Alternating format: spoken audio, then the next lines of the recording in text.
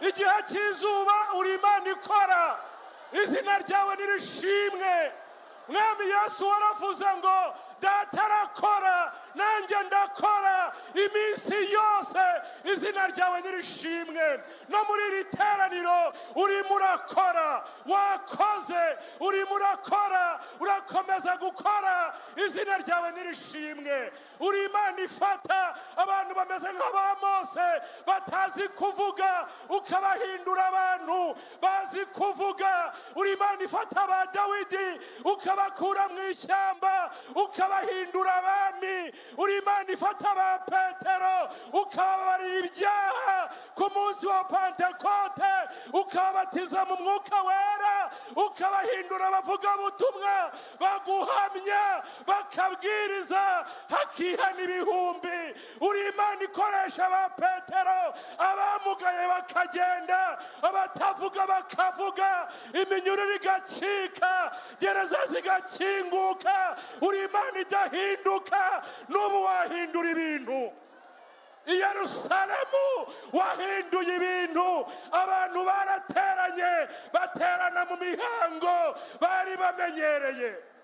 Bari baturutse muri Afurika, baturutse muri Aziya, baturutse i Burayi, bagiye i Yerusalemu kwizihiza umunsi mukuru wa Pentekote. Bari mu kamenyero, bari mu mihango y'idini, ariko uratungurana, ariko uratungurana, waratunguranye, waratunguranye, waratunguranye. Utanga umwuka wera, waratunguranye, uzana impinduka. Uri Imana yatungurana muri iri teraniro, uri Imana yatungurana, uri Imana yaduhindura, uri Imana yaduha umwuka wera, watugira abantu bashya. Uri Imana yatungurana.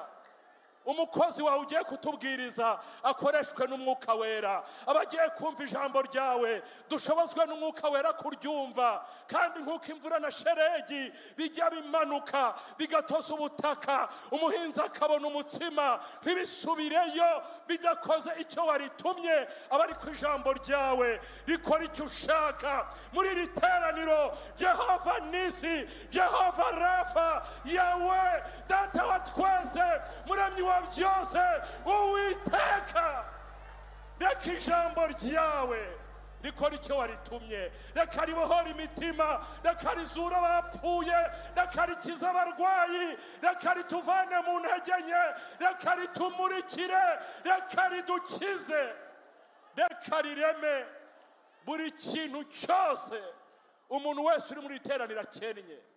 Kuko ijambo ryawe niryo ryaremye ibintu byose.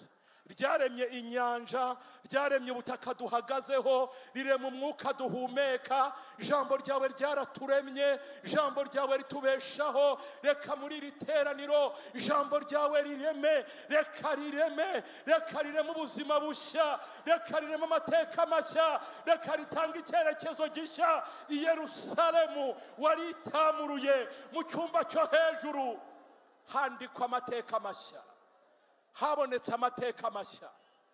Abari abanyantege nke wabahaye imbaraga, bagera ahantu bikavugwa ngo les hommes qui ont bouleversé le monde.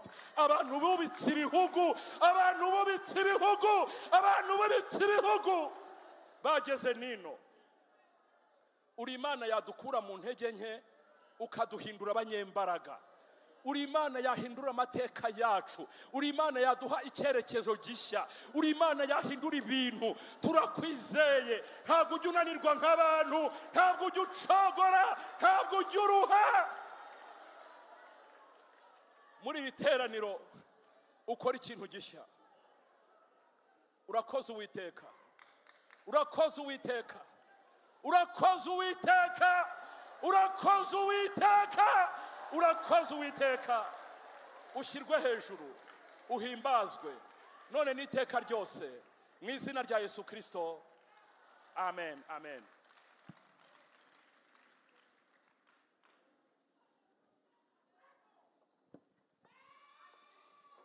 Reka dusome amagambo y'Imana. Abafite za Bibiliya dufatikanya gusoma amaze kuduhereza insanganyamatsiko y'uyu munsi muri cya gitabo cy'ibyakozwe n'intumwa igice cya mbere umurongo wa 8, ariko reka mpere ku murongo wa 4 kugira ngo tubashe kubyumva neza. Igitabo cy'ibyakozwe n'intumwa ni paje y'119, igice cya mbere duhere ku murongo wa 4. Bibiliya iravuze ngo nuko abateraniriza hamwe abategeka kutava i Yerusalemu ati, ahubwo murindire ibyo data yasezeranije, ibyo nababwiye. Kuko Yohana yabatirishaga amazi, ariko mwebwe mu minsi mike muzabatirishwa umwuka wera. Nuko bamaze guterana baramubaza bati, mbese mwami, iki nicyo gihe wenda kugaruriramo ubwami mu Bisiraheli? Arabasubiza ati, si ibyanyu kumenya iby'iminsi cyangwa ibihe Data yagennye ni ubutware bwe wenyine. Cyakora muzahabwa imbaraga umwuka wera namanukira, kandi muzaba abagabo kumpamya i Yerusalemu ni Yudaya yose ni Samariya no kugeza ku mpera y'isi. Tuje mu gice cya 10 cy'icyo gitabo cy'ibyakozwe n'intumwa, igice cya 10 umurongo wa 38 n'uwa 39. Twihuse cyane kuko amasaha arimo aragenda. Igice cya 10 umurongo wa 8 hari kuvuga ngo ni irya Yesu w'i Nazareti, uko Imana yamusutseho umwuka wera n'imbaraga, akagenda agirira abantu neza, agakiza abo Satani yatwaza igitugu, kuko Imana yari kumwe nawe. Natwe turi abagabo bo guhamya ibyo yakoreye mu gihugu cy'Abayuda byose ni Yerusalemu, uwo bamwicishije kumubamba ku giti. Amen. Tuvuge cyane ngo amen. Imana yacu nihabwe icyubahiro. Imana yatugeneye uyu munsi udasanzwe. Imana yarizi kuko uyu munsi tuzaba turi ahangaha twumva ubu butumwa, turi mu bihe byiza. Reka dushimire toro ryateguye ibi bihe. Dushimire kandi abavugabutumwa bavuye kudutambutsa ubutumwa, kandi ubutumwa bwacu burenda gusa ni bumwe. Turagenda tugaruka ku magambo amwe bagiye bavuga. Uyu murongo bamaze kuduhereza nk'insanganyamatsiko ni umurongo uri trerishe cyane, nuko tutaba dufite umwanya cyane wo kusesengura. Aya ni amagambo ya nyuma ya Yesu, magambo Yesu yavuze umunsi wa nyuma agiye kuzamuka mu ijuru. Murazi ko Yesu amaze gupfa akazuka yiyeretse abantu iminsi 40. Nyuma y'iminsi 40 agiye kuzamuka, umunsi yazamukaga. Ni amasaha ya nyuma ya Yesu, ni amagambo ya nyuma ya Yesu. Aravuga amagambo agera kuri 2, kandi asubiza ikibazo abigishwa bari bamubajije. Ku murongo wa 4 Bibiliya yavuze ngo abateraniriza hamwe, abategeka kutava i Yerusalemu. Iyo urebye mu butumwa bwiza bwa Matayo na Mariko na Luka na Yohana, hari ijambo Yesu yagiye ababwira. Yagiye avuga ngo nimugende mu bihugu byose, mujye mu mahanga yose, muzagende muvuga ubutumwa, muhindura abantu ko abigishwa. Ariko ku murongo wa 4 umunsi yazamukaga arabwira ngo mugume Yerusalemu, timukazave i Yerusalemu kugeza ubwo muzahabwa ibyo data yasezeranije. Avuga ijambo rya 2 arabwira ngo Yohana yabatije mu mazi, ariko mwebwe mu minsi mike muraje mubatizwe mu mwuka wera no mu muriro. C'est comme si ni nkaho umubatizo wa Yohana yego wari mwiza, ariko Yesu avuga undi mubatizo w'umwuka wera n'umuriro. Ariko abigishwa ntibabyumva neza. Hari igihe Imana ivuga abantu ntibumve langage y'Imana. Baramubaza ngo iki nico gihe mwami wenda kugarura ubwami mu Bisiraheli. Preoccupation y'abigishwa ba Yesu n'iminsi bari bamaranye, bari bakikifuza ubwami, bari bakikifuza ku bwami bwagaruka muri bo kugira ngo nabo bazabe ibikomangoma. Yesu asubiza icyo kibazo muri aya magambo, arabwira ngo si ibyanyu. Icyo si cyo kibazo cy'ubwami, si ibyanyu kubimenya. Ibyo bizi Data wenyine gusa, igihe azagara ubwami ryo ni ibanga rye, kandi namwe iby'ubwami ntibatera ikibazo, ariko mwebweho. Haleluya, haleluya, Bwana asifiwe. Mwebweho muzahabwa imbaraga z'umwuka we. Umwuka niyagira gute niyabamanukira. Kibazo cy'ubwami ce n'est pas une question, si kibazo ntibibatakariza umwanya, ntibibaokipe iby'ubwami, si kibazo. Mwebweho muzahabwa imbaraga. Umwuka wera niyamanukira, muzaba abagabo bo kumpamya Yerusalemu, Yudeya, Isamariya, mugeze ku mpera y'isi. Uyu murongo nawukuranga amagambo agera muri 4, nubwo amasaha atari buze kunkundira. Icyambere, Yesu yarababwiye ngo muzahabwa imbaraga zizatuma mukora nk'ibyo nakoraga. Yesu yararangije imirimo yo kwisi. Yesu yaragiye kuzamuka ako kanya.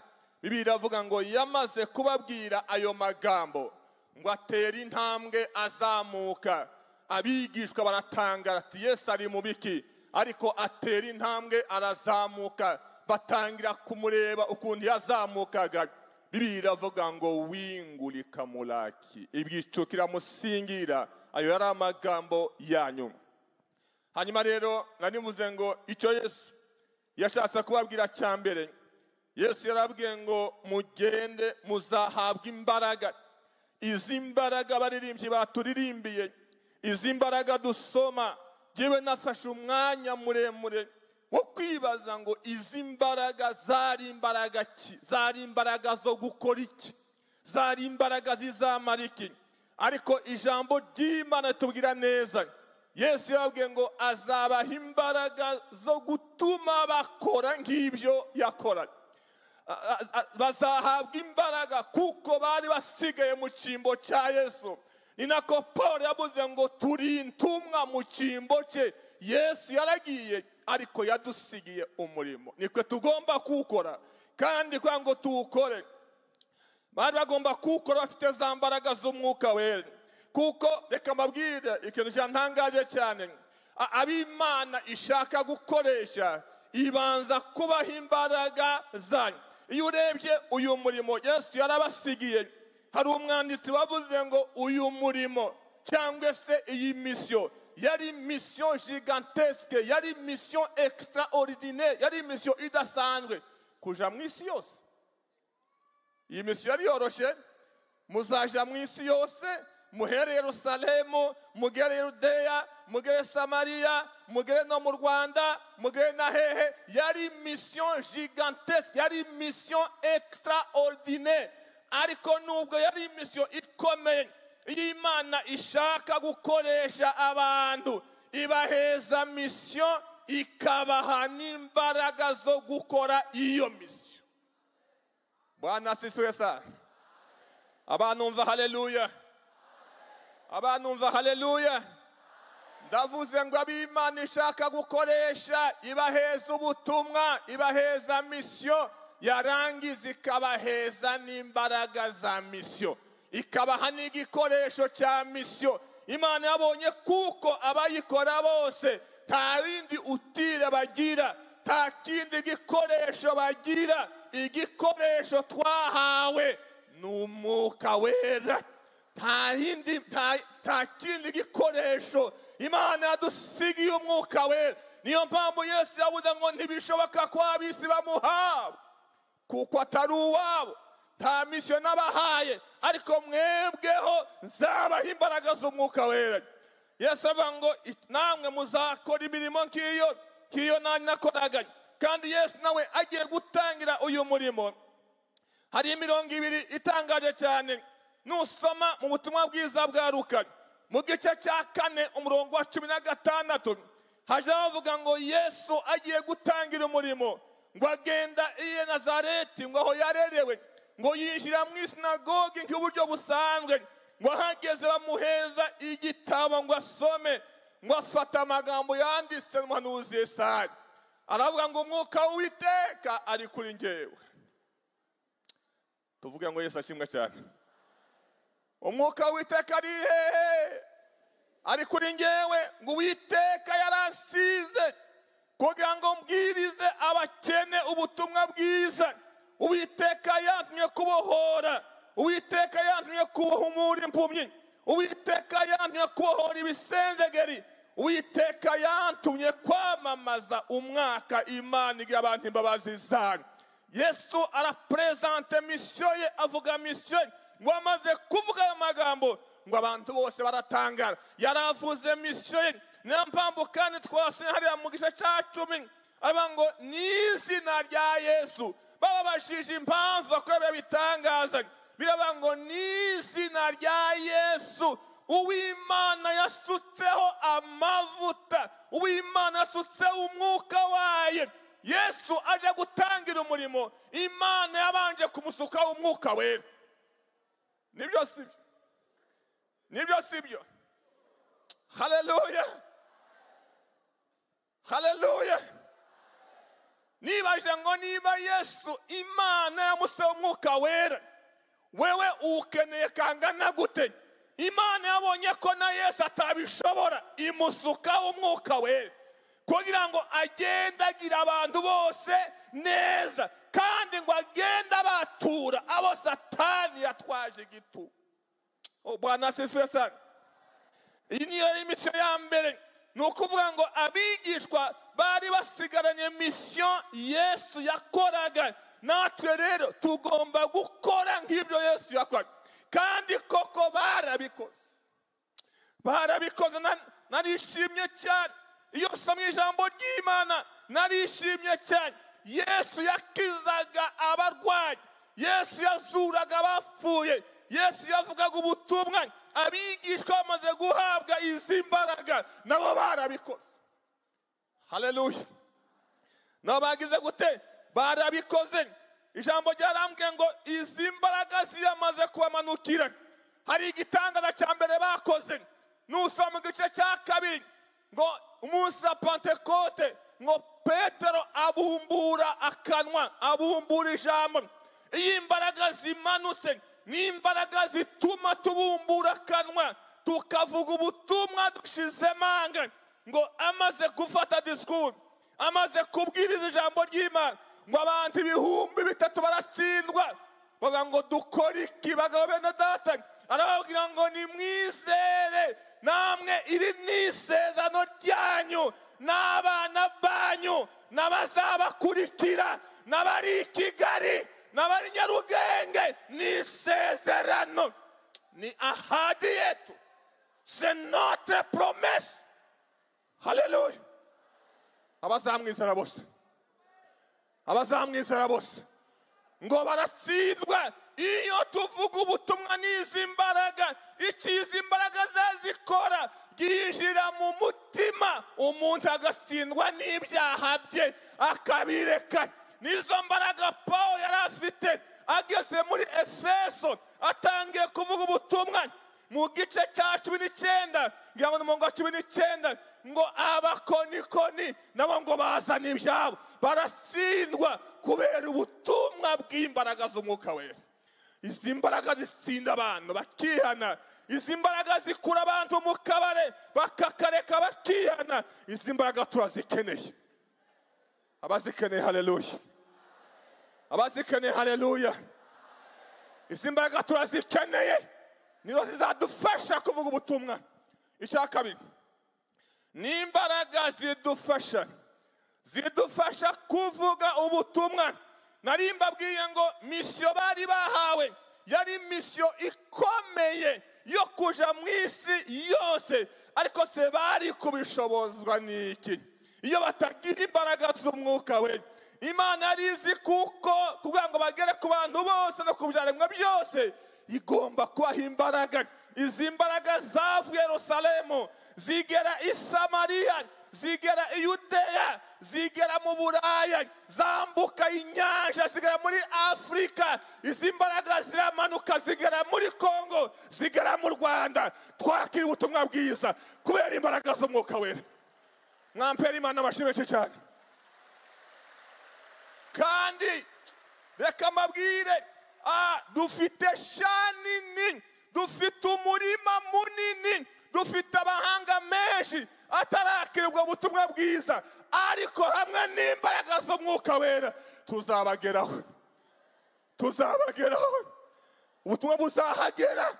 N'uyu munsi ko burahagera, n'ahangaha turi abari mu mahanga baradukurikira, ubutumwa buzahagera kuko Yesu wabuteguye, yaduhaye n'imbaraga zo kubuhageza, yaduhaye ubushobozi bwo kuhagera, n'imbaraga ziduhesha kuvuga ubutumwa bwiza. Dufite igikoresho, dufite umwuka wera.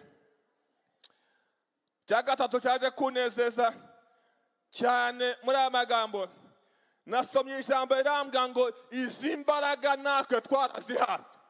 Abazihawe haleluya, abahawe izi mbaraga haleluya. Izi mbaraga ntizikiri i Yerusalemu, izi mbaraga natwe twagize gute? Twarazihawe. Nizo zishoboza abaririmbyi kuririmba tugafashwa, nizo zituma twicara ahangaha amasaha n'amasaha, nizo zituma tuvuga ubutumwa abizera bagakizwa. Izo mbaraga ni izacu. Nasomye ijambo ry'Imana rirantangaza cyane, nasomye ijambo ry'Imana rirantangaza cyane. Bibiliya yambwiye, igitabo cyambwiye ngo Imana ya investisi imbaraga zayo zikomeye mu itorero.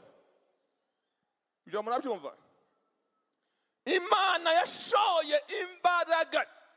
Uyu muhanga yanditse ngo ni super puissance, imbaraga z'indengakamere.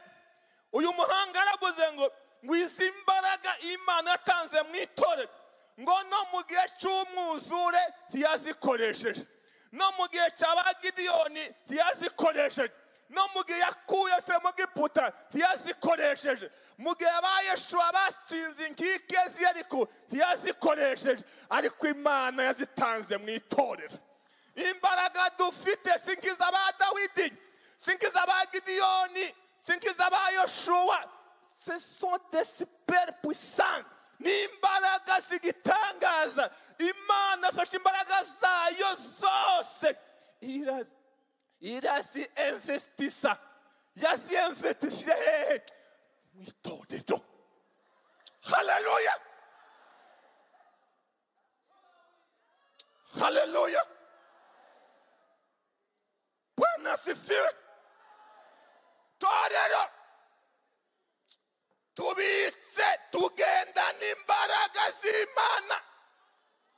Ni twebwe Imana yinvestisemo imbaraga za. Ba Gideyoni batsinze Mediyane bakoresheje imbaraga nke, ba Yeshuwa basenye ariko imbaraga nke, ariko de super puissance de Dieu zibise mu itorero kandi ziracyarimo. Hari abanyantege nke bavuga ngo itorero ngo ntirikigira imbaraga. Nani kudanganya? Ninde wakubeshe? Paul nubwo twogenda n'igishakwe, ariko Paul abuze ngo uyese mfite igishakwe, ariko wakingiza. Imana amubwira ngo nubwo gihari, ma grâce te suffit, ubuntu bwanje buraguhagije. Aho intege nke ziri niho imbaraga z'Imana, niho imbaraga z'Imana ziba. Iyo urebye wagira ngo itoro nta mbaraga zirimo. Ndakwibutsa ngo imbaraga z'Imana zose zibitse mu itoro. iyo mana wayiheza amashimeshi yiheza amashimeshi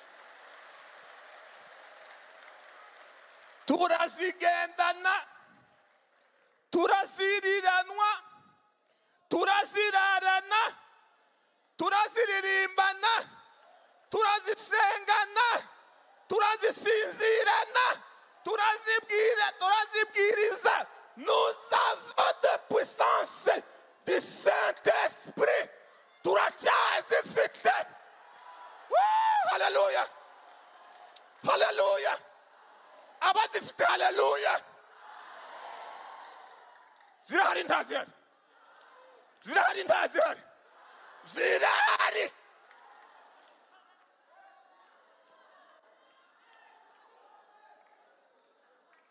kandi ziri mu itorero ryayo.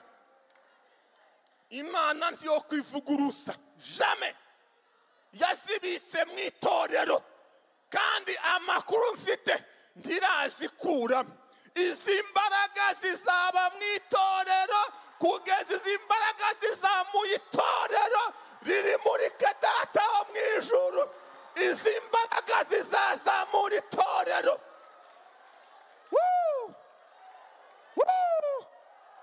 Haleluya.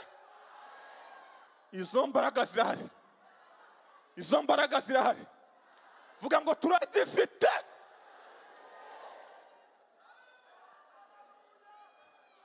Nubona umuntu wafangiwe akakubwira ngo ntazi kuba mu itorero, mubwire ngo tite trompe waribeshe, hauna habari, nta makuru ufite. Ziracyarimo iyo zitabamo tuba twarabaye abasinzi nk'abandi bose, tuba twarabasamanye nk'abandi bose, ariko ziracyadufashe ziracyaturimo ziracyakora. Haleluya. Yesu we. Izi mbaraga nakomeza kuzivuga zikande. Reka mbabwire mu isano rya kera. Haleluya haleluya hejuru haleluya. Mu isano rya kera namenye indirimbo bakundaga. Hari indirimbo ya Dawidi ya Zaburi ya 28:7.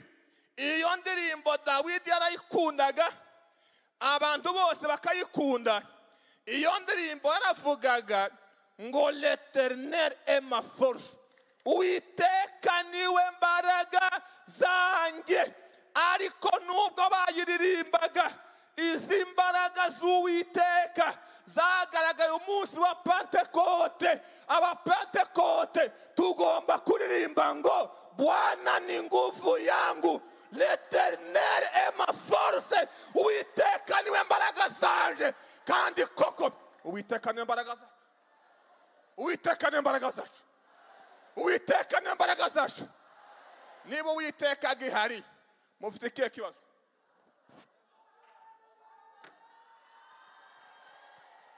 Si l'Éternel est ta force, si l'Éternel, nimba Uwiteka imbaraga zawe, what is your problem? Don't worry. L'Éternel est ma force. Ibyo Dawidi yabiririmbaga ari guhanura, ahanura ngo Uwiteka azaba imbaraga z'abamwizera neza umwuka we namara kumanuka. Twebwe abawuhawe tugomba kuririmba ikaba refre, Uwiteka niwe mbaraga zacu. Tuvuga ngo Uwiteka niwe mbaraga zacu. Uwiteka niwe mbaraga zacu.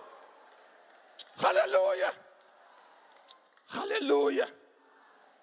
Naje ntazi uko mpaye ngenda, mva mu rugo sinamenya aho naciye, numva refre ivuga ngo l'Éternel est ta force, Uwiteka niwe mbaraga zacu. Haleluya. Bwana asifiwe. Cyo ni icya kabiri cyantangaje. Uwiteka niwe mbaraga zacu. Bahanuraga ibizaba ku munsi wa Pentekote. kandi izi mbaraga nubwo utekereza ko turi abanyantege nke, ariko mu ntege nke zacu nimwe imbaraga z'Imana zikore. Izi mbaraga kandi zari izo kugira abigishwa abahamya bande ba Yesu. Abahamya bande ba Yesu. Yes, muzahabwa imbaraga nibwo muzaba abahamya, temwe okile. Ibyo mwabonye, ibyo mwumvise, temwe okile, n'uwumvise n'uwabonye. Abigishwa barabibonye, babonye ibyo Yesu yakoze, babonye ibyo Yesu bitangaza yakoze. Ariko narabakunze cyane, cyampa ngo nawe ubu umuhamya wa Yesu. Ninde ushaka kuba umuhamya wa Yesu muri kano kanya? Abahamya ba Yesu, haleluya. Uzi ikintu bahamije kuri Yesu cyari cyoroshye, cyarantangaje cyane. Samariya ubuhamya bwabo baravugaga ngo Yesu yaje mu isi, Yesu arababazwa, Yesu arapfa, Yesu arazuka, Yesu azamuka mu bwiza, Yesu yicaye iburyo bw'Imana, kandi Yesu ari ku ngoma. Yesu ari ku ngoma. Yesu ari ku ngoma. Il règne toujours, il règne éternellement. Yarapfuye arazuka. Bwari ubuhamya budafatika kuri bamwe, ariko bwari ubuhamya bwuzuye ibyishimo n'ibyiringiro. Paul yatangaje cyane, aravuga ngo ubuhamya, nusoma Rwanda kwa Tesalonike 5:5, aravuga ngo ubu buhamya bwaherekezwaga n'imbaraga z'umwuka we. Ubu buhamya ngo burahindura, burahindura. Ubuhamya buza buhindura. Izi mbaraga zazihindura. Izi mbaraga zikabyara umuntu ubwa kabiri. Izi mbaraga zigakiza umunyabyaha. Ni wa wundi Paulo zamukije ari umunyabyaha ruhebwa, ariko ziramukiza. Ubuhamya butanga umuntu akihana, amaze kubwumva akihana, akakira ubugingo busha. Tugomba kuba abahamya bande ba Yesu kubyo yakoze, kandi natwe turabahamya. Ijambo ryambwiye ngo abo bahamya ibyo bahamije ntibabigize ubwiru, ngo bagiye gufa, ngo barabyanditse, babyandika mu ijambo ryayo. Ese muza mubyibuka neza? Ngira ngo mwebwe abize murabyumva. Batangira ubutumwa bwiza, bavuga ibyo Yesu yavuze, Yesu yavuze ibi ngibi, yavuze ibi, bagafashwa cyane. Ariko batangiye gufa bigishwa babanye na Yesu, bavuga teka da, mureke twandike ibyo babonye. Barabyandika. Matayo arabyandika ibyo yabonye, Luka yandika ibyo yabonye, ba Mariko barandika, ba Yohana barandika, kandi amakuru y'ukuri ibyo banditse nibyo dufite, nibyo tubwira abandi. Haleluya. Dufite amakuru yabatemwe okile, dufite amakuru y'intumwa ibyo bagize gute, ibyo bibone n'amaso yabo kandi bakabiviva. Reka nangize ku ijambo rya kane vuga ngo izo mbaraga ziracyakora kugeza uyu munsi. Ziracyagira gute? Ziracyakora. N'uyu munsi zakora. N'ejo zarakoze. Mu kundi kwezi zarakoze. Undi mwaka zarakoze. Izo mbaraga ziracyakora. Haleluya. Ayo makuru si meza. Izo mbaraga ziracyakora. Ziracyakora ntizigikora. Izo mbaraga ziracyakora. Reka nkubwire ngo izi mbaraga ntizirasaza. Izi mbaraga ntiziraba expire. Izi mbaraga zazirenuvere uko bukeye n'uko bwije. Uko bukeye izo mbaraga zongeramo izindi mbaraga. Imbaraga z'umwuka ziracyakora. Aba bakozi tagikora, izi mbaraga ziracyakora. Nizo ba Petero bakoresheje badafite ubundi buhanga. Izi mbaraga nazikunze we, mumpera Imana amashi ndangiza amagambo. Haleluya. Imbaraga ziruta amafaranga bwana. Ziruta iki? Ni byose ziruta amafaranga. Uwitwa Petero na Yohana bazifite. bagiye gusenga ku rusengero rwitwa Rwiza, basanga ikirema cy'imyaka 40 irenga. Abandi baturage bari bafite umukoro ukomeye kukirengeza mu gitondo bakagishyira ku muryango w'urusengero, nimugoroba bakacanura. Kandi amafaranga yari ahari, abanyembaraga bari bahari, ariko badafite imbaraga z'umwuka we. Ariko Petero ahageze na Yohana ngo kirabatumbira cyane. Ariko niko Petero akibwira, dutumbire cyane. Cyarabatumbiriye. Kibategereje mwiki? Kibategereje mwiki? Ariko nyuma hamanuka ijambo rya deception we. Ifeza n'izahabu tazo dufite, mbega deception. Ariko Petero ngo icyo dufite, haleluya, ntidufite amafaranga, ntidufite ifeza, ariko dufite imbaraga zitangaje. Muri izo mbaraga mu izina rya Yesu, leve haguruka, ngo tirahaguruka. Imbaraga z'umwuka zihagurutse ikirema cy'imyaka 40. Izi mbaraga zirakora, zirakora, zikoraho izindi mbaraga zananiwe gukora. Mu gice cya 4 byarantangaje ngo abatazifite n'abatazizi, kugeza n'isa hari abatazizi. Ngo bahamagara Petero na Yohana muri Sanedre, urukiko rukomeye rw'Abayuda. Kunda urukiko cyane, rwari rugizwe n'abagabo b'abahanga 71. Ku murongo wa 7 w'igice cya 4 babaza Petero ngo ni izihe mbaraga, ni izihe mbaraga zakoze biriya, kandi ni irihe zina ryakoze biriya. Petero ati baba we ndatangaye kuba mutazi izi mbaraga. Izi ni imbaraga zatanzwe na wa wundi mwishe, kandi mukamwica mumubambye. Ni izina rya Yesu izo mbaraga zirashakora. Haleluya. Izi mbaraga nizo ba Charles Fine bakoreshaga. Ngo yaratambukaga, umuganda mukundaga we, ngo yatambukaga muri quartier, abasinzi bari mu tubare bagafukama bakihana. Sharatambutse imbaraga zikabageraho, zikabasanga mu kabari. Izi mbaraga nizo ba Smith bari bafite. Yinjaga mu ndege, abo bicanye bose bagakizwa atababwirije. Zari imbaraga. Haleluya. Dukeneye imbaraga, dukeneye imbaraga, kandi izi mbaraga ziracyakora. Izi mbaraga ziracyakora.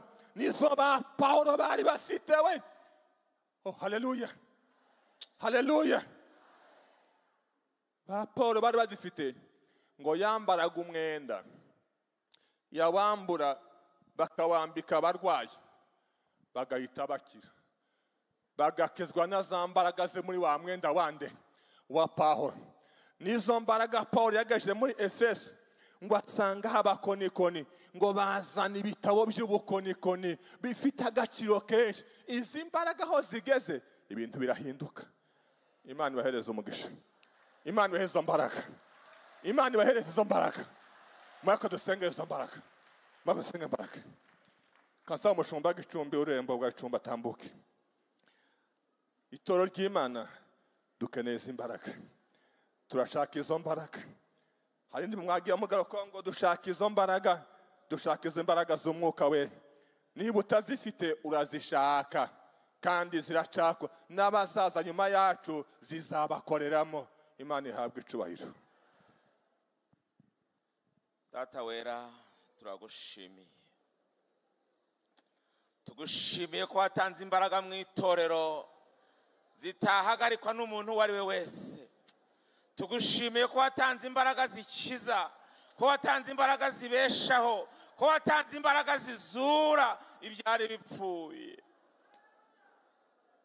Tugushimiye ko wahagaze ku itorero ryawe, ugahagarara kubera ubwo intambara zari nyinshi, ubwo ibibazo byari bikomeye. Imbaraga zawe Mana ziracyakora, kandi ijambo ryawe ryavuze ngo imbaraga zakoze ibyo n'uyu munsi ziracyakora. Aya magambo nayo kwizerwa, nayo kwemerwa n'abantu bose, yuko umwami wacu Yesu Kristo yapfiriye abanyabyaha, kandi abamwizera bose hazahabwa izo mbaraga, imbaraga zikiza, imbaraga zibeshaho, imbaraga zirukana abadayimoni, imbaraga zikiza abarwayi, imbaraga zibeshaho ibihe byose. Ni kuri wowe hari ubuzima, ni kuri wowe hari ubuzima, ni kuri wowe hari ubutabazi, ni kuri wowe hari uburinzi. Izi mbaraga zibeshaho, imbaraga zihagurutsa ikirema, imbaraga zikiza abarwayi. Izi mbaraga zakijije wa mugore wari umaze imyaka 38 ari ku kidendezi, yarabuze umujugunyamo, ariko Yesu uramureba, uramubwira ngo ikorere uburiri bwawe utahe. Muri iri teraniro hari abafite ibibazo bimaze igihe kirekire, hari abafite intambara barwana, ariko izi mbaraga nizikorere muri iri torero, izi mbaraga nizikorera aha hantu. Barwayi bakire, abananiwe bongerwemo imbaraga, abari bihebye bahumurizwe, kuko imbaraga za Yesu, imbaraga z'umwuka wera zigikorera mu itorero. Twemerere Imana ishobora byose muri uyu mwanya, imbaraga zawe ziboneke mu batoya, ziboneke mu bakuru, ziboneke mu basaza n'abakecuru. Imbaraga zongere zikore, abantu bawe bongere bakira imbaraga zawe. Nizikore mu majyaruguru, nizikore mu majyepfo, nizikore iburengerazuba, nizikore iburasirazuba, nizikore mu mujyi wa Kigali, nizikore ku isi yose. Imbaraga zawe mwuka wera, abantu bongere bamubone, babone imbaraga n'ibitangaza yakoze mu itorero ryawe. Turacyari imbere ya Imana ishobora byose, kandi izi mbaraga zihindura ibintu. Izi mbaraga zirukana abadayimoni, izi mbaraga zirukana imyuka mibi, izi mbaraga zirukana abakonikoni, izi mbaraga zishyiraho iby'ububasha bwawe. Twemerere twe itorero tube munsi y'izi mbaraga, dukorere munsi y'izi mbaraga. Izi mbaraga zidukoreshe iby'ubutwari. Muri izi mbaraga abanyabyaha barihana, muri izi mbaraga abanyabyaha barahinduka, muri izi mbaraga abasinzi bafatwa mpiri, muri izi mbaraga abasambanyi bafatwa mpiri. Izi mbaraga nizikorere muri twebwe. Urakoze Mana kugira neza. Reka izi mbaraga zigenda aha hantu, reka izi mbaraga zigenda muri iri torero, reka izi mbaraga zibe mu bayobozi, reka izi mbaraga zibe mu bakristo, reka izi mbaraga zihindura ibintu, reka izi mbaraga zubaka iri torero, reka izi mbaraga zongere zirikomeze. Turagushimiye Mana yo mu ijuru, tugukomeye amashyi, tukuvugirije impundu kubw'izi mbaraga zawe. Urakoze ko utanze ubwiza, utanze umunezero, utanze ihumure kubw'izi mbaraga. Turagushimiye ko ubikoze kandi ko ubanye muri natwe, kubwa Yesu Kristo umwami wacu. Amen.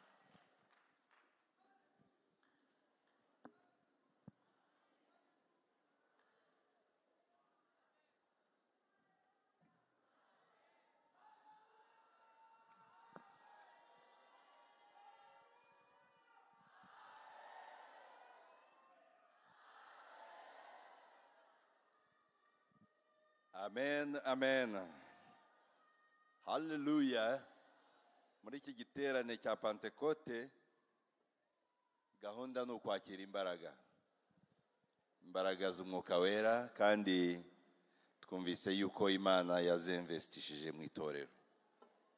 Ni investissement Imana yakoze mu itorero, kandi ziracyarimo, ziracyakora. Turi abagabo bo kubihamya. Imana yacu nishimwe. Ndagira ngo twongere twakira andi makorari. Tugiye kumva korari Amahoro yo ku itorero rya Remera. Turakira korari Ijwi ry'Umwami Yesu. Turakira korari Siloam ya Kumukenke. Turakira korari Isezerano ya Kabuga. Ikigika tugisoze na korari Jehova Jire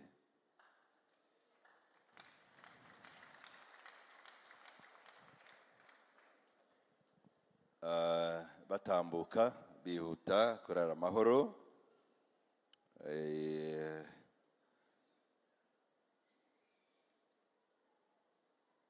Turasaba ko n'ubundi umwanya uza gukoreshwa nk'uko wakoreshejwe kare. Iminota mwayibwiwe muyikoreshe neza, hanyuma dukomeze dufashwe, dukomeze twuzure umwuka wera kandi tutishe na gahunda. Turacyafite umwanya uhagije wo kumva indirimbo, turacyafite n'umwanya wo gukomeza kumva abigisha, kandi umushumba Binyonyo Imana imuhe umugisha cyane ku ijambo ry'Imana atugejejeho.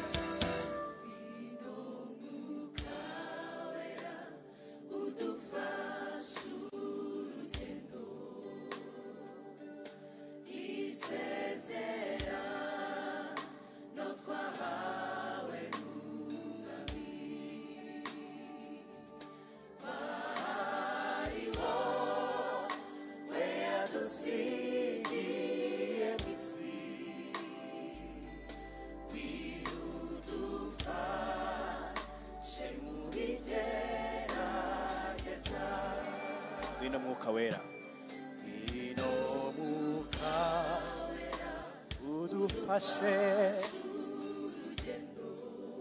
isezerano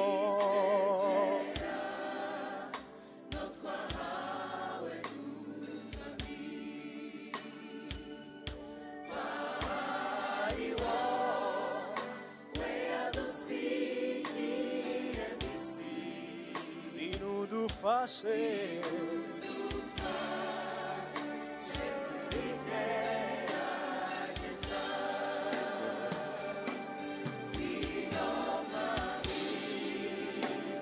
We know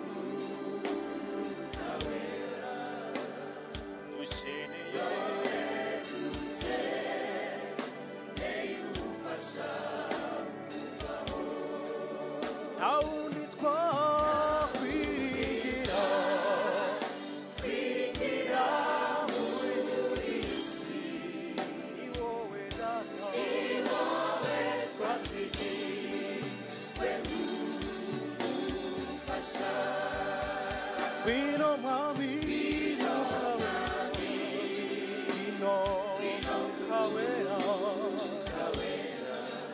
dore ducereye n'ukuri ducereye nta wundi twakwiringira muri isi ni wowe data twasigiwe wenda ngwino mwami ngwino mwuka wera mwuka wera dore dukeneye dore dukeneye nta wundi twakwirira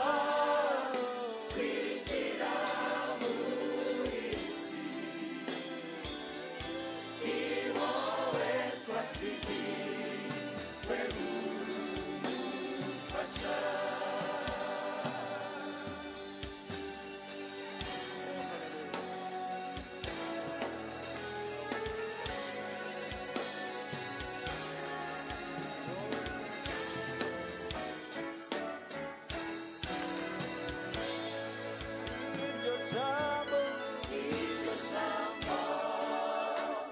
twahawe n'umwami umunsi yaramaze gusohoza icyo yatumwe yavuze ko adusigiye umwuka wera waba ari udufasha mu rugendo mwuka wera mwuka wera oh mwami unyobore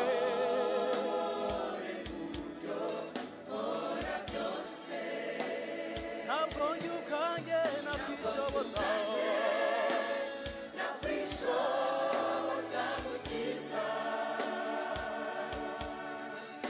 mwuka wera ufashe ube hafi ntabwo njye ubwanjye nakwishoboza gukiza mwuka wera ufashe ube hafi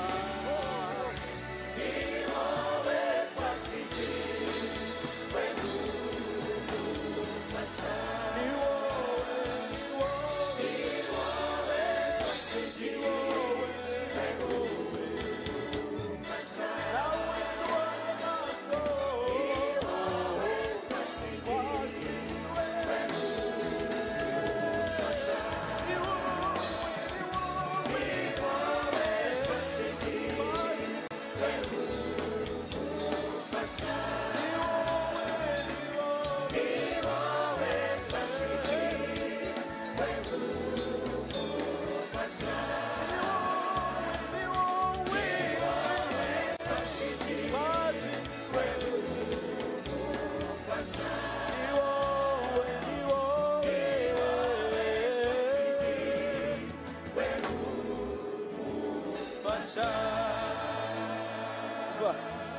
mana yacu mana yacu wohereza umwuka wawe mu mitima yacu twese utwuzurizi se turirimbane mana yacu mana yacu bareke turirimbane dusengere mu mutima